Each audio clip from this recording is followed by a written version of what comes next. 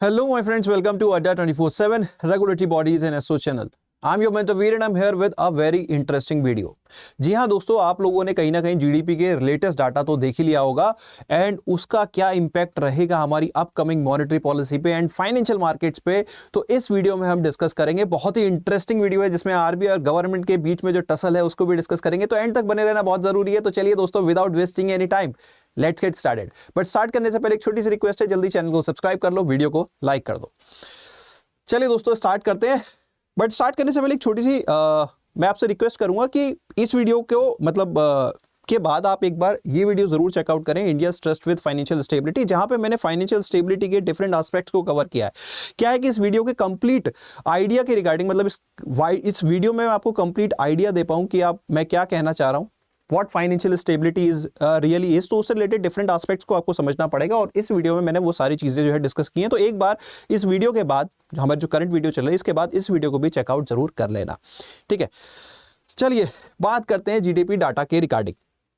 तो देखो, हमारा एनएसओ ने जो है लेटेस्ट डाटा जो है पब्लिश कर दिया है और जो डाटा आया है कि हमारी जो इन्फ्लेशन है वो ऑल टाइम लो पे है, which is 5.4% for the quarter जुलाई सितंबर। तो जुलाई सितंबर के क्वार्टर में जो जीडीपी की ग्रोथ रही है that is 5.4%। It is nearly 2 year low पे रही है। मतलब अगर हम लास्ट ईयर के डाटा से कंपेयर करें, लास्ट ईयर इसी क्वार्टर में जो ग्रोथ थी वो 8.1% के आसपास थी और नाउ इट इज 5.4%। मैंने कई वीडियो, इवन वो जो फाइनेंशियल स्टेबिलिटी वाली वीडियो, उसमें भी मैंने आप लोगों के साथ ये डाटा शेयर किया था कि जो इंडस्ट्रीज की जो ग्रोथ है वो डाउन साइड गई है और अब हमारे जो जीडीपी की ग्रोथ है वो भी यही कहती है कि हमारी जो इंडस्ट्रीज का जो ग्रोथ रही है वो थोड़ी सी डाउन साइड रही है।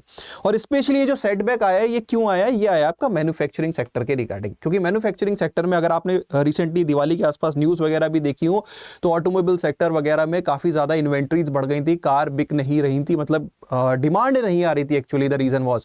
एंड इसकी वजह से कंपनीज ने काफ़ी ज़्यादा डिस्काउंट्स भी ऑफर किए, but ultimately the GDP is going down. This is what our latest official data says. अब थोड़ा सा इसको हमारे जो पीयर कंपैरिजन है उनसे भी कर लेते हैं। मेजर इकोनॉमीज जो हैं, सबसे पहले हमारे दिमाग में चाइना आती है। तो चाइना के रिगार्डिंग भी अगर हम देखें तो चाइना से तो देखो हम स्टिल बेटर परफॉर्मिंग नेशन है, ठीक है। India remain the fastest growing major economy as China GDP growth in July September quarter this year was 4.6%। तो उनसे हम ऑलमोस्ट 0.8% ज्यादा ग्रोथ में है, ठीक है। But still this is a area of concern, क्योंकि कहाँ हम लास्ट ईयर 8.1 पे थे and now we are at 5.4%। तो दैट मीन्स जीडीपी जो है हमारी डाउन साइड जा रही है एंड हमें ग्रोथ को एक स्टिमुलस देना पड़ेगा। अब ग्रोथ को स्टिमुलस देने के लिए सबसे आसान चीज होती है liquidity. You need to inject liquidity in the economy. और जब आप लिक्विडिटी इंजेक्ट करते हैं, आप डिमांड क्रिएट करते हैं, तो उसके साथ एक नया जिन निकल के आता है विच इज इन्फ्लेशन, ठीक है। और इस इन्फ्लेशन को अगर मैं आपको एक बहुत ही इंटरेस्टिंग हेडिंग भी दिखाना चाहता हूं, वो ये है, inflation behaving more like a magician who tricks you again and again. अगर आप लेटेस्ट डाटा देखोगे सितंबर मंथ में, तो inflation was going on the right track, down side थी, and then suddenly retail inflation जो है डाटा अक्टूबर का आता है and it was way above the decided parameter. 6.21 was the inflation and target कितना है आरबीआई के लिए? 2 से 6% के बीच में, यानी कि 6% का ब्रीच वहां पे हमने देखा, ठीक है। तो इन्फ्लेशन जो है वो एक एरिया ऑफ कंसर्न बन जाती है। लेकिन अब आप देखो, गवर्नमेंट जो है वो थोड़ा सा ग्रोथ के लिए पुश करती है एंड आरबीआई के लिए देखिए, आरबीआई का प्राइमरी ऑब्जेक्टिव क्या है? अगर आपके आरबीआई मॉनेटरी पॉलिसी फंक्शनिंग में देखो, their primary objective is to have price stability and secondary objective is growth. तो वो कहीं ना कहीं सबसे पहले इन्फ्लेशन को टारगेट करना चाहेंगे, ठीक है। And they also have a major function of financial stability, जिसके लिए मैंने आपको बोला कि फाइनेंशियल स्टेबिलिटी को अगर आपको डिटेल में पढ़ना है तो प्लीज उस वीडियो को भी चेकआउट कीजिएगा और फाइनेंशियल स्टेबिलिटी इस वीडियो के एंड में भी हम डिस्कस करेंगे। तो इसलिए फाइनेंशियल स्टेबिलिटी को पहले आप समझ लीजिए क्या होता है, ठीक है। तो आरबीआई का मेजर फंक्शन क्या है? पहले इन्फ्लेशन को कंट्रोल करना, और इन्फ्लेशन के साथ साथ अगर वो ग्रोथ को प्रमोट कर सकते हैं तो दैट्स वेल एंड गुड, ठीक है, और फाइनेंशियल स्टेबिलिटी रखना, ठीक है। अब इन्फ्लेशन को लेके, इवन जीडीपी को लेके, क्योंकि गवर्नमेंट ने देखा है जीडीपी के डाटा डाउन जा रहे हैं, तो वी नीड टू प्रमोट, और उसके रिगार्डिंग हमें कुछ गवर्नमेंट के ऑफिशियल स्टेटमेंट्स भी देखने चाहिए, ठीक है। खासकर हमें फाइनेंस मिनिस्टर का जो स्टेटमेंट है वो हमें देखना चाहिए। Finance minister Nirmala Sitharaman has said if the Indian industry is to expand and build new capacities, our bank interest rate will have to be far more affordable, ठीक है। तो यानी कि अगर हमें अपने एक्सपेंशन पे जाना है, हमें कहीं ना कहीं ग्रोथ पे जाना है, तो our interest rates needs to be affordable, मतलब कि RBI को they are indirectly saying कि that you need to cut down the rate. ठीक है, it's just you need to interpret these statements. ठीक है, हमें थोड़े से इंटरेस्ट रेट्स को और अफोर्डेबल बनाना होगा. और कैसे बना सकते हैं? आरबीआई को रेट कट करने होंगे, जो कि आरबीआई ने काफी लंबे समय से रेट कट नहीं किए हैं.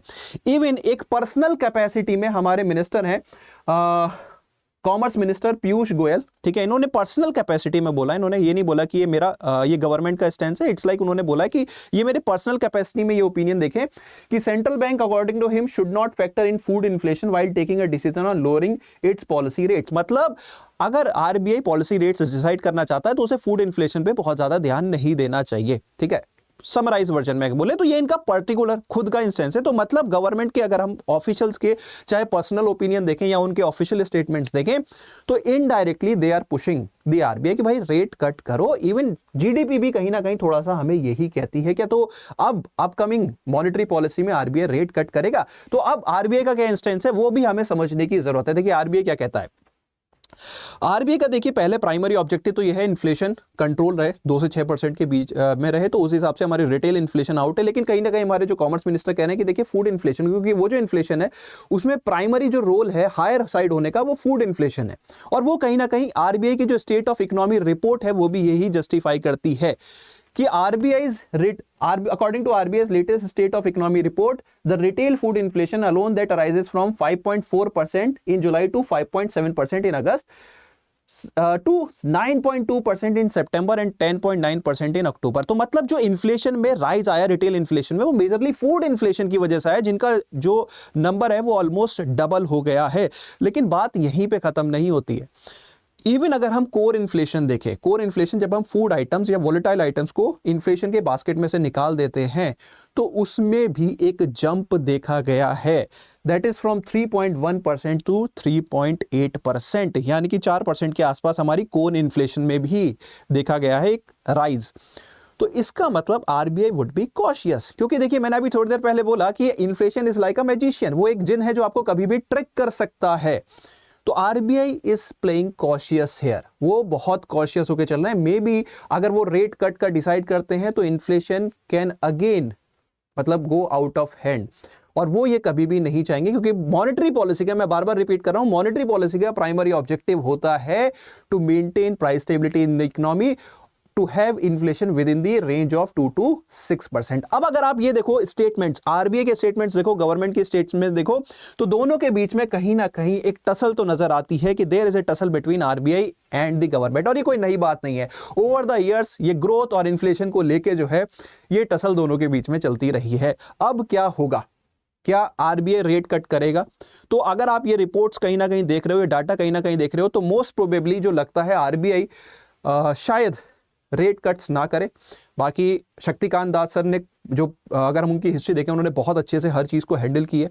ठीक है, कहीं ना कहीं गवर्नमेंट उन पे प्रेशर तो बना रही है, but how he handles that situation, क्योंकि इससे ज़्यादा सीरियस सिचुएशंस वो पहले टैकल कर चुके हैं और काफ़ी अच्छे से उन्होंने ये सब चीज़ें हैंडल भी की हैं. तो अगेन आई वुड से कि रेट कट्स शायद नियर सिनेरियो में ना देखने को मिले, क्योंकि हम देख रहे हैं कि कोर इन्फ्लेशन में भी देयर इज अ राइज 3.1 से 3.8%.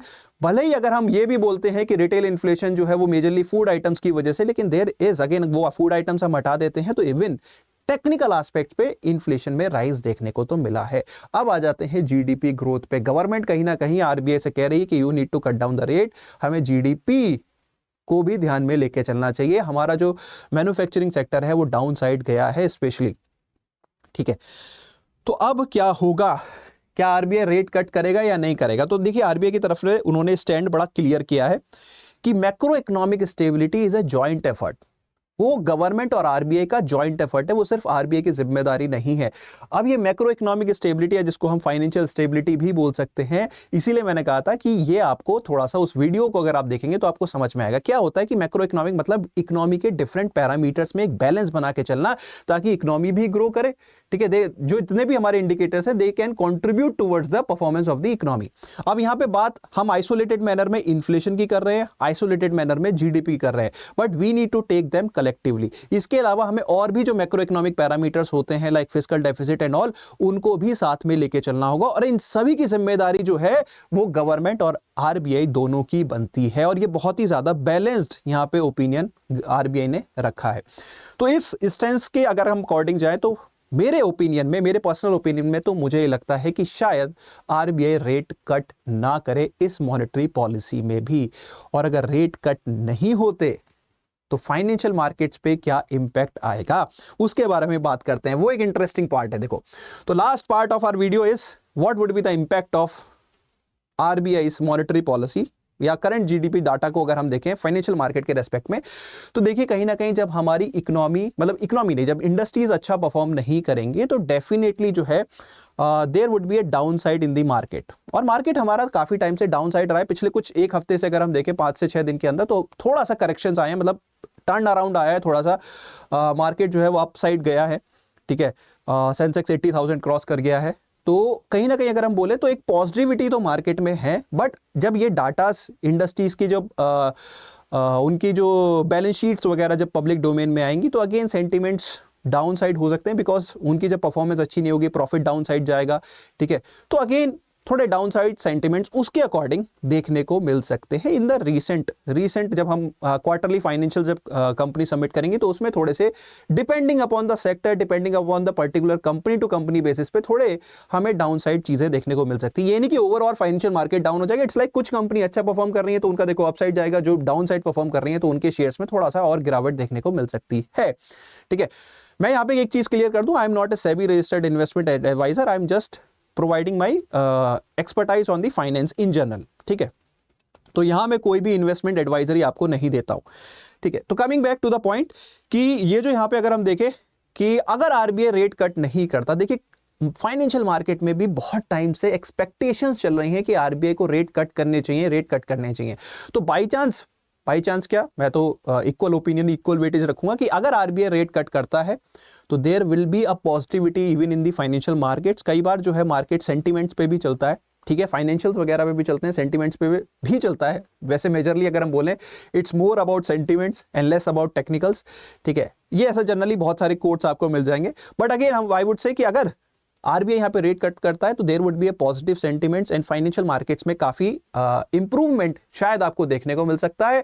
और आरबीआई रेट कट नहीं करता तो शॉर्ट टर्म में there may be some more corrections in the down side. बाकी अब रियलिटी में क्या होता है वो do let me know in the comment section. तो बाकी दोस्तों अगर आपके इस तरह से और भी वीडियोस चेकआउट करनी है तो आप हमारे चैनल को जल्दी से सब्सक्राइब कर लो, वीडियो को लाइक कर दो और कमेंट करते रहा करो कि आपको क्या लगता है। देखिए आपका ओपिनियन भी मैटर करता है, क्या आपको ये वीडियो समझ में आए तभी आप कमेंट कर पाओगे। तो do let me know in the comment section कि आपका क्या ओपिनियन है। बाकी एक और दोस्तों इंपॉर्टेंट इन्फॉर्मेशन कि अगर आप किसी भी गवर्नमेंट जॉब की प्रिपरेशन कर रहे हैं तो आप अड्डा 24/7 ऐप डाउनलोड कर सकते हैं, क्योंकि यहाँ आपको बहुत सारा कंटेंट मिलता है उसी के रिगार्डिंग फ्री। एंड दोस्तों ऐप के और भी एडवांटेज है। सपोज आप को आरबीआई की वेबसाइट की कवरेज चाहिए, सेबी की वेबसाइट की कवरेज चाहिए, banking and finance current affair चाहिए, तो वो ऐप के ऊपर कम्युनिटी सेक्शन में मेरा ग्रुप है फाइनेंस बाय वीर सर, इसको फॉलो कर लीजिए। यहाँ पे मैं डेडिकेटली आपको प्रोवाइड करता रहता हूँ इन टर्म्स ऑफ पीडीएफ। बाकी शाम को 5 बजे मंडे, वेडनेसडे, फ्राइडे मेरा करंट अफेयर्स का लेक्चर भी होता है, आप उसको भी फॉलो कर सकते हैं, banking and finance current affair. ठीक है, एंड दोस्तों अगर आपको हमारे किसी कोर्स में एनरोल करना है तो हियर इज द कोर्स जो मैं आपको सजेस्ट करना चाहूंगा, बैंक महापैक प्लस, जिसमें मल्टीपल एग्जाम्स की कवरेज एक ही कोर्स के अंदर मिलती है। ठीक है, आप इसमें एनरोल करने के लिए कोड यूज कर सकते हैं Y581 and the coins for maximum discount. और डिस्काउंट से याद आया कि अभी हमारी सेल चल रही है, मंथ एंड सेल, जो कि मोस्ट प्रोबेबली आज रात तक ही है। आई am not sure on that part कि कल होगी कि नहीं होगी, तो आज रात तक ही है। अगर आप हमारे महापैक में एनरोल करना चाहते हैं तो आप कर सकते हैं, क्योंकि आपको मिलेगा 80% of, double validity and 3 months of extra validity for free, मतलब 2 months के, मतलब डबल वैलिडिटी के साथ 3 months की फ्री वैलिडिटी। ओके, तो आप इसमें एनरोल करने के लिए कोड यूज कर सकते हैं Y581। तो इसी के साथ सेशन को करते हैं wrap up. I hope you have enjoyed the session. पसंद आया हो तो लाइक करना, शेयर करना, सब्सक्राइब करना। Thank you so much, bye bye, take care, have fun.